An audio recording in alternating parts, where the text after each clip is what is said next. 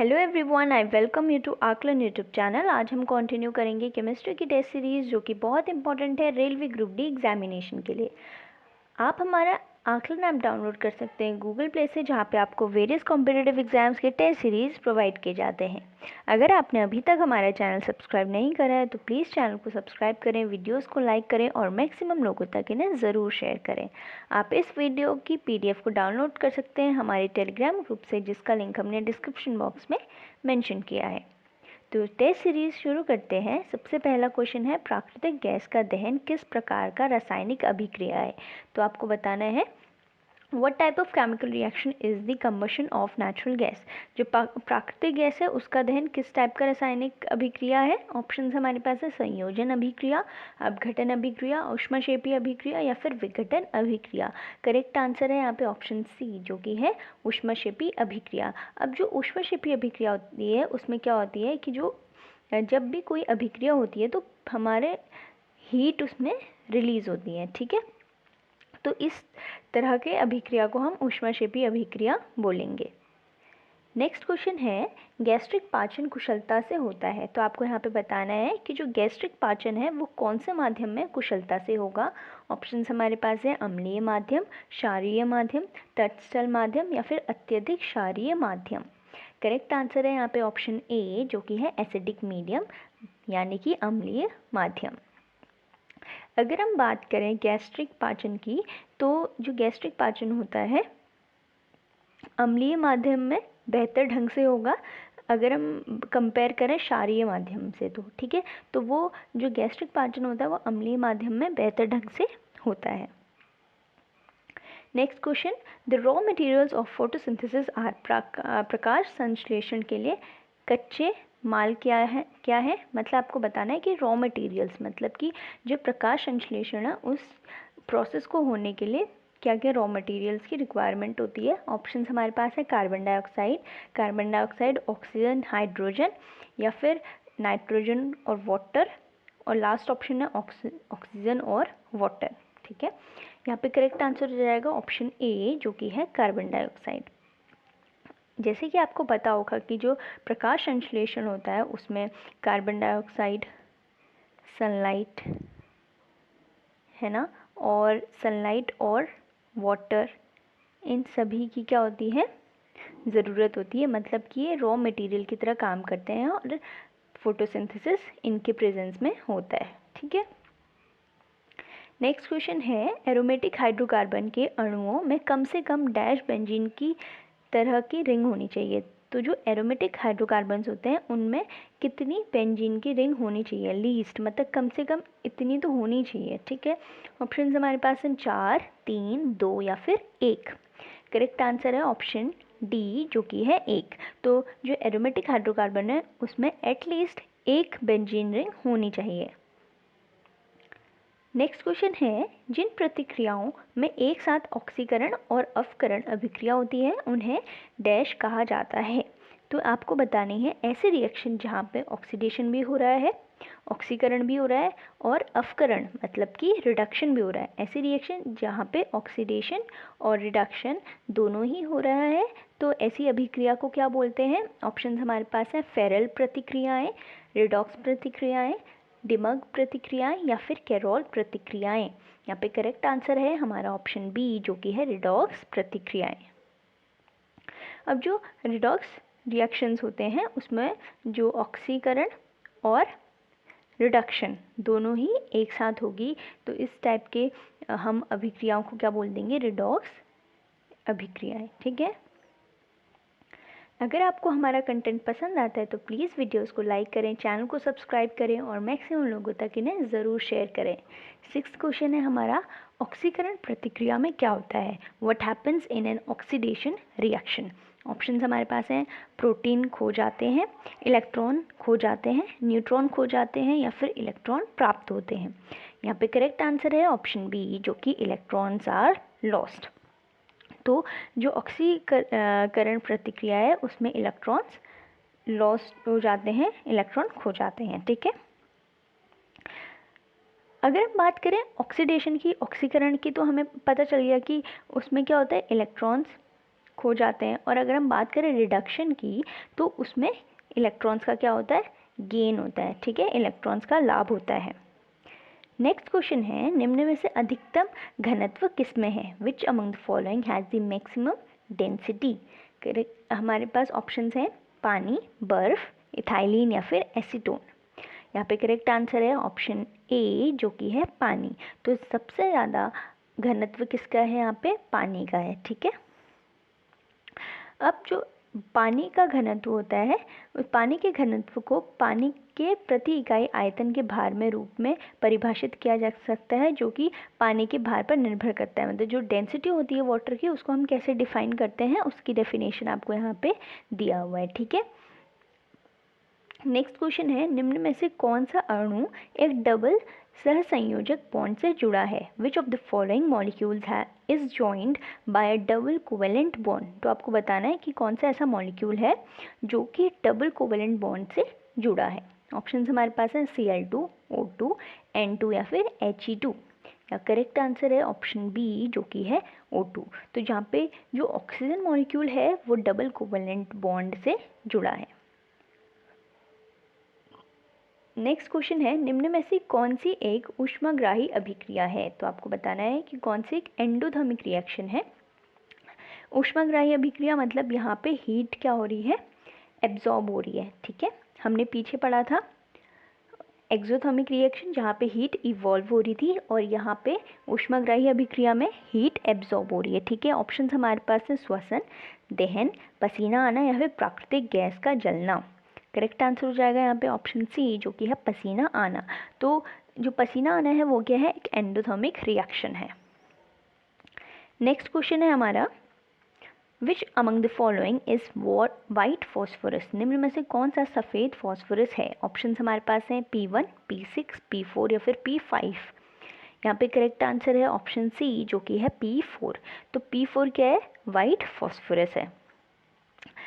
और जो P4 होता है, P4 मॉलिक्यूल, ठीक है, और ये कितने एटम से बना हुआ है, 4 एटम से बना हुआ है। जैसे हमें यहाँ पे दिख रहा है ना कि P4 है तो 4 एटम से बना हुआ है। और इसका स्ट्रक्चर कैसा होता है, टेट्राहेड्रल स्ट्रक्चर होता है, टेट्राहेड्रल संरचना होती है इसकी। तो आपको इसका स्ट्रक्चर भी याद रखना है, ठीक है। और अगर हम बात करें वाइट फॉस्फोरस की, तो ये ट्रांसल्यूसेंट वैक्सी सॉलिड होते हैं। और जब भी ये सनलाइट की प्रेजेंस में आएंगे, अगर ये इन जो सनलाइट है उनका एक्सपोजर इन्हें मिलता है, तो वो जल्दी ही किस में कन्वर्ट हो जाते हैं, येलो कलर में कन्वर्ट हो जाते हैं। All right. नेक्स्ट क्वेश्चन है, बॉन्ड ऑर्डर बढ़ने के साथ बॉन्ड की स्थिरता। With increasing bond order stability of bond. आपको बताना है कि जैसे जैसे बॉन्ड ऑर्डर बढ़ते जाएगा तो बॉन्ड की स्टेबिलिटी पर उसका क्या फ़र्क पड़ेगा, ठीक है। ऑप्शन हमारे पास है घटता है, बढ़ता है, अपरिवर्तित रहता है या फिर इनमें से कोई नहीं। करेक्ट आंसर है ऑप्शन बी जो कि है बढ़ता है, ठीक है। अगर बॉन्ड ऑर्डर बढ़ेगा तो जो स्टेबिलिटी है, जो स्थिरता है, वो भी क्या होती है, बढ़ती रहती है। जैसे as the bond order increases atoms are held together more tightly. जैसे कि बॉन्ड ऑर्डर बढ़ेगा तो जो एटम्स होंगे वो और पास आएंगे, है ना। और अगर एटम्स पास आएंगे तो इनको ब्रेक करना और मुश्किल हो जाएगा, है ना। तो ब्रेक करने के लिए और हमें एनर्जी चाहिए और एंथैल्पी चाहिए, ठीक है। जिस वजह से अगर जो एटम्स हैं वो एक दूसरे के और पास आ रहे हैं तो उसमें क्या होगा, इस सिचुएशन में क्या होगा, जो स्थिरता है, यौगिक की जो स्थिरता है वो क्या हो जाती है, बढ़ जाती है। आप हमारा टेलीग्राम ग्रुप ज्वाइन कर सकते हैं जिसका लिंक हमने डिस्क्रिप्शन बॉक्स में मेंशन किया है। वहाँ पे आपको इस वीडियो की PDF मिल जाएगी और आप उसे डाउनलोड कर सकते हैं। नेक्स्ट क्वेश्चन है हमारा, निम्नलिखित में से कौन सा गुण क्षार धातु के लिए सत्य है।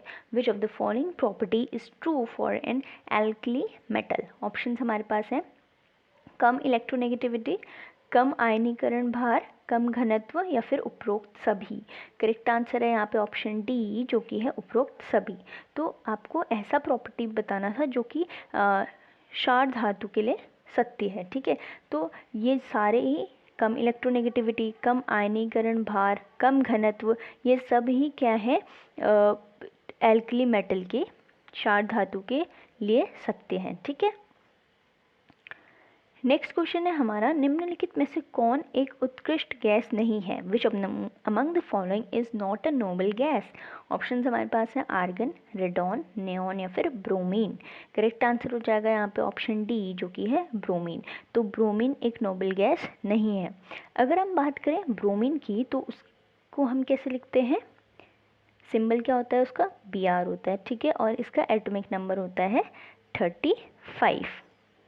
और ये तीसरा सबसे हल्का हैलोजन है, ठीक है। हैलोजन्स के हमारी एक पूरी लिस्ट है, तो उनमें सारे हैलोजन्स में से तीसरा सबसे हल्का क्या है? हैलोजन होता है ब्रोमीन।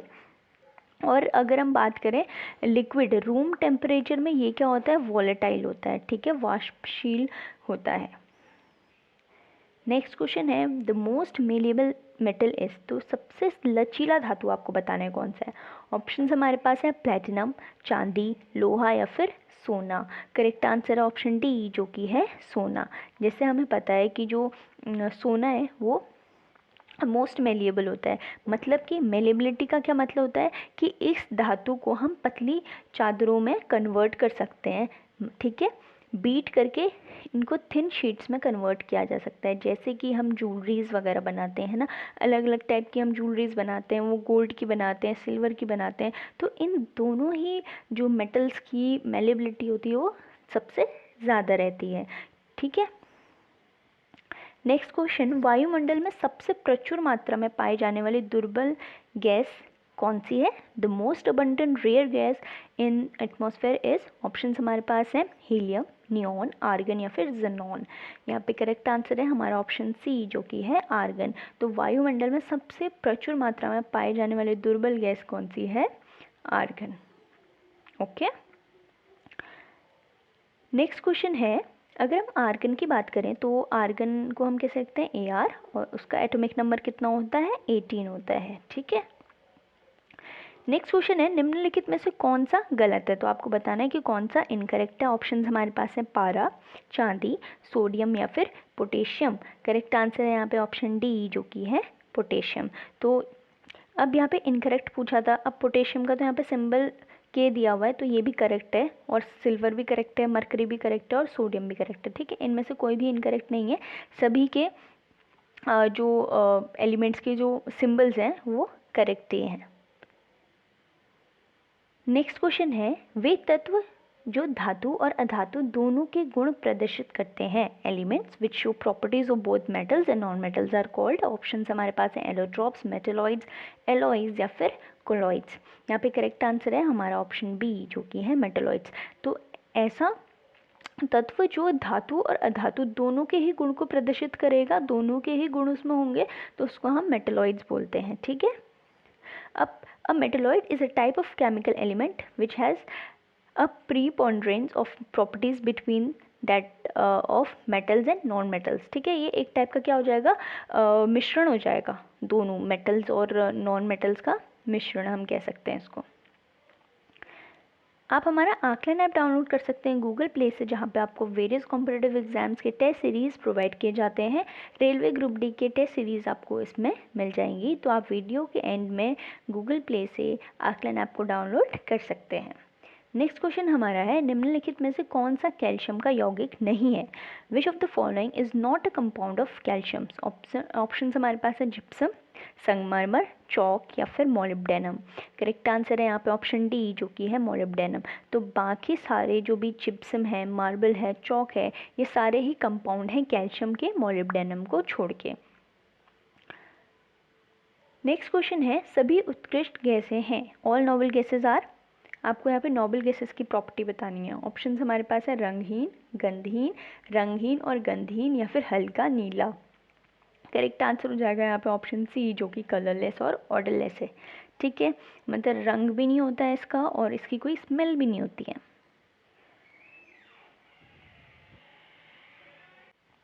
नेक्स्ट क्वेश्चन है, निम्नलिखित में से कौन सा मिश्रण है? Which of the following is a mixture?